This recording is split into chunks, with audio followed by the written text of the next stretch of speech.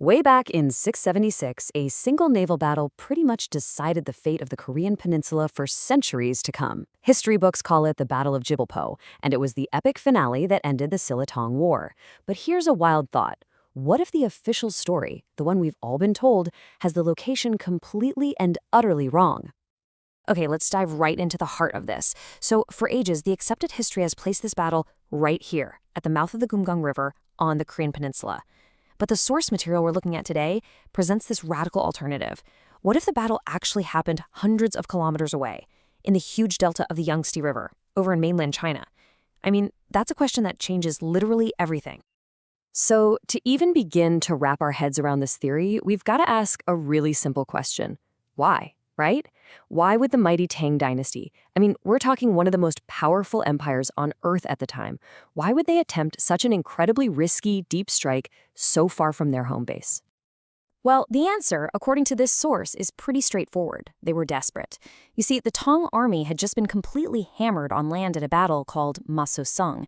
Their main invasion route from the north was totally blocked off. Their backs were against the wall, so they were forced to bet everything on a crazy new strategy from the sea.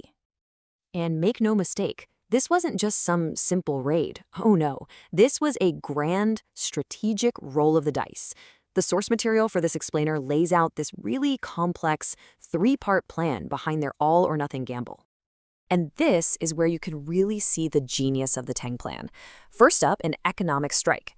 This theory argues that Silla's real economic engine, its main port, was actually over in the Yangtze region. Hit them there, and you basically cripple their ability to even wage war. Second, it was a classic hammer and anvil attack, to encircle Silla forces from the south. And finally, it was also a rescue mission, a way to get their own troops out who were trapped deep inside the continent. So how did this whole thing actually go down? Well, Phase 1, get a massive fleet together up near where Shenzhen is today. Phase 2, a long, dangerous trip south across the Yellow Sea, trying to sneak past Silla's coastal defenses. And then Phase 3, the final approach, sailing right into the massive, confusing, and super treacherous maze of the Yangtze River Delta. And this brings us to the battle itself. And believe me, this is where the story gets really, really good. The source argues that the Silla commander, a guy named Si-deuk, didn't just fight the Tang fleet. He basically fought with the ocean itself, turning the geography of the place into his most powerful weapon. You see, the key to this whole theory is the battlefield. The Yangtze Delta isn't just open ocean. It's a total labyrinth of channels, hidden mudflats, and thick reeds. And here's the kicker. The tides there are huge. The difference between high and low tide is just massive. In other words, it was the perfect place to set an ambush. Now, Si-deuk knew he was facing a much larger enemy. A head-on battle would have been total suicide. So he went with a much more clever strategy. He pretended to lose. He staged this brilliant tactical retreat, making it look like his forces were running for their lives.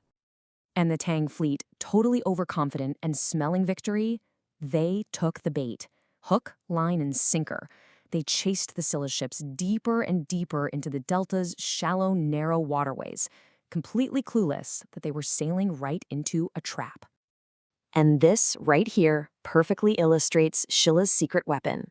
The Tang warships, called Luchan, were these massive, deep-hulled vessels built for the open sea. But Silla used Pyeongjusan, quick, agile, flat-bottom ships designed specifically for shallow water. Think of it like a fleet of giant battleships trying to chase a bunch of speedboats through a swamp. It's just not going to work. And then, the trap was sprung. As the tide rushed out, the ocean itself literally abandoned the Tang fleet. Their huge warships with those deep hulls were suddenly just stuck in the mud, beached, immobilized, helpless, and completely exposed. So now they're trapped, unable to move, and the Tang fleet has to face this relentless, grinding assault. And it wasn't just one big clash. It was 22 separate attacks. The whole thing turned into this brutal war of attrition. Silla just kept coming, day and night, their agile fleet swarming the stranded Tang ships, just wearing them down piece by piece until the entire invasion force was annihilated. We're talking 4,000 casualties for the Tang. So, according to this source, the impact of this incredible victory was about way more than just surviving an invasion. No, this single battle fundamentally redrew the map of power in all of East Asia. This victory was basically a declaration. By smashing the Tang fleet at the mouth of the Yangtze, Silla wasn't just defending its turf, it was seizing control of the seas. It was planting a flag and saying, the Yellow Sea? Yeah, that belongs to us now.